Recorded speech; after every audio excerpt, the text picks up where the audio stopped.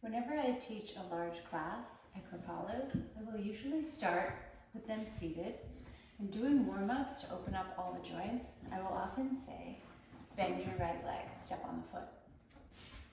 That's the instruction. What I see more often than not is this. And so what's the difference between this and this? A whole lot of core and leg work versus arms and upper back and neck.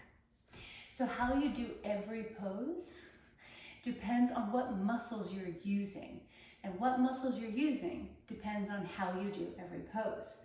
And you are always you. Most people, because our society values multitasking and doing many, many things at once, and many people present above the table as being very capable and being able to shoulder a lot. And so bending the legs can be only arm strength and arm and neck musculature and upper back musculature. Many people are not that stable, are not taught that there is value in that groundedness, stability, right? We're human beings. Most of us are human doings. So to begin to train that first floor, the legs, everything below the diaphragm, basically, start to fold the legs by using the muscles of the legs.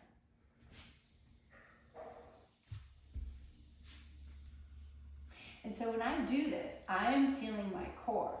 I'm feeling the hip flexors, which is that's what it does. I'm feeling the muscles of the legs. And then I begin to really connect the brain to the belly, the brain to the legs, the brain to the feet. Even if using your arms you can get a better fold, you're never going to build the strength and the neurology as when you start, even if it's a little bit at a time. So much work, but you'll get better at it. And then you're going to be able to really build the legs.